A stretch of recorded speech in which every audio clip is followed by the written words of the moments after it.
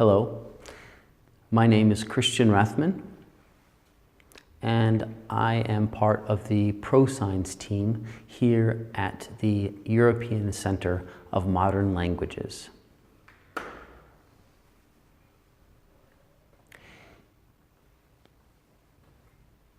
This year is the close of a very exciting project where we are showing two things related to the assessment of sign language learners, together with Tobias Haag, Beppe van Bodegaarde,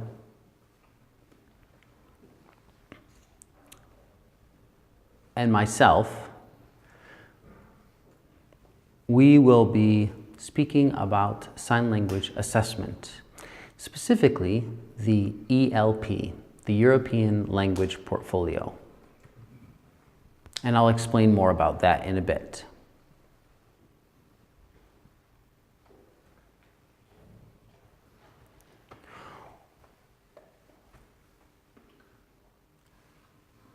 Language teachers tend to use their instinct in terms of how to bring language into a classroom.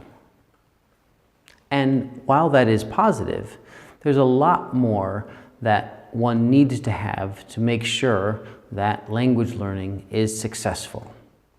So our team has looked at some of those other aspects to make sure that the learners are developing their knowledge of sign language and that the teaching is done in an effective way and that the curriculum is appropriate to the learners. And I'll explain that to you now.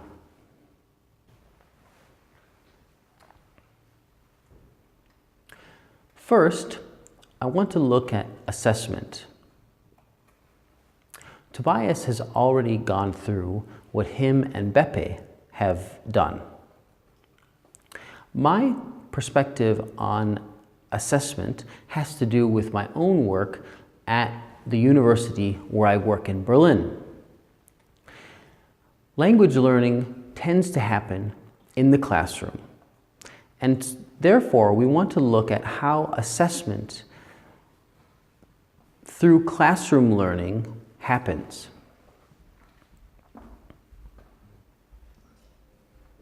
And how we can determine the success of different students. Typically, this has been done by teachers on a more instinctual level. But as Tobias has already explained, with the testing cycle, we need to make sure we separate our own opinions so that we have valid and objective ways of assessing students. That's very positive, but the sign language teachers have a lot of responsibility to make sure that their time is used as effectively as possible and they're not bogged down with assessment, paperwork, and different types of testing. So assessment in the classroom tends to be receptive, productive, and interactive. So the way that we test these three parameters of language learning is with receptive. We tend to have the students watch a video and have a multiple choice questions afterwards, proving that they understood what was in the video. And this will link to the CEFR levels, the I can statements, and we take some of those statements and adjust them a little bit to make sure that the students can understand what is being produced. For the productive level, the instructor would ask a short question and the student would then have to answer in the sign language which is being taught in the classroom. And then there would be a matrix which follows the Sefer levels and the Sefer can-do statements that would be filled out by the teacher. And this would be a very short type of assessment. The SLPI being something that's more extensive in terms of production. For the interactive assessment, you obviously need a few people in the room. So the instructor can then facilitate this interactive signing environment, and they would take a topic from the Sefer handbook. So they would perhaps talk about food, or they would talk about family. And once that interaction is done, an assessment would be carried out. So all in all, that is what we did in our pilot study at my university in Berlin.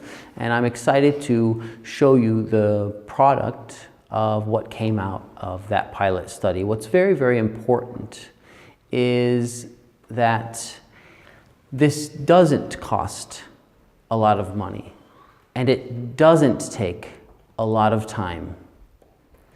And in order for you to be a good teacher, it's important to share your knowledge and to be objective in your practice.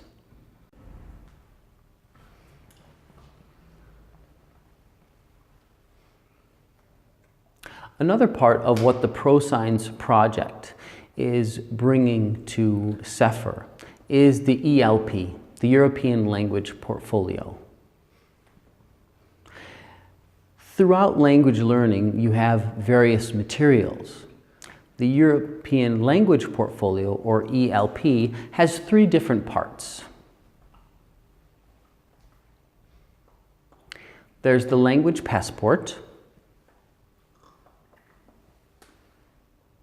the language biography, and the dossier.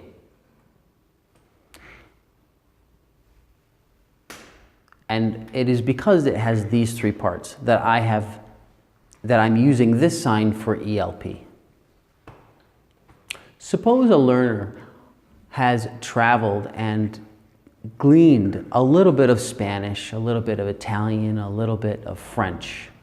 And to recognize what they're bringing into the classroom, into their language learning of another language, it's important to document their experience. My experience in Berlin, as well as the experience of Dr.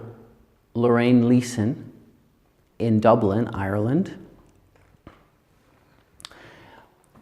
Both of us have been teaching deaf cohorts and using the ELP, and we both independently found out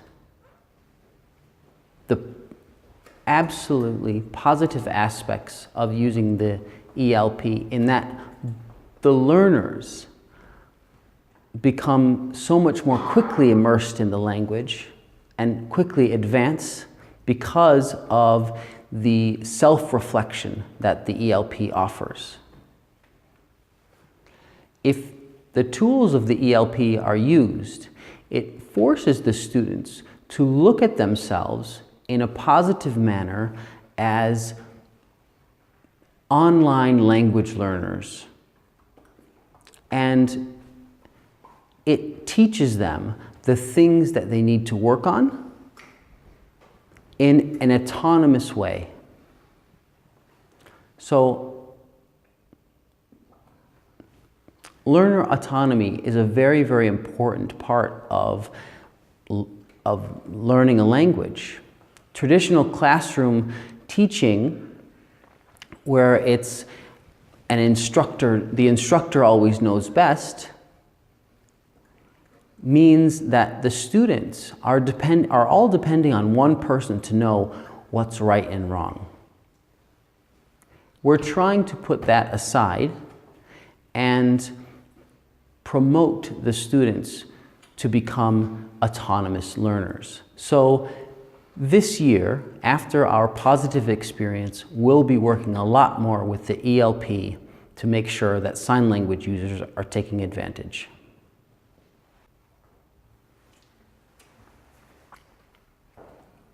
Hello again. I'm very excited that the prosign team this year has put together a teacher qualification pack. Traditionally, deaf people have taught sign language in very informal ways. And we know now through the project that that needs to be developed a lot more through assessment, through professionalization of sign language teachers. And the ways to do this are to incorporate different aspects of what it means to be a sign language teacher. Now, the ECML, fortunately, has a large project looking at teacher qualifications, mostly focusing on spoken languages. And we have connected with them to apply it to sign language instructors. In October of 2018, we held a conference at the University of Belgrade in Serbia and brought together deaf teachers of sign language from all over Europe, gathered their feedback, and translated this into materials that can be used to teach teachers of sign languages, to develop new curriculum.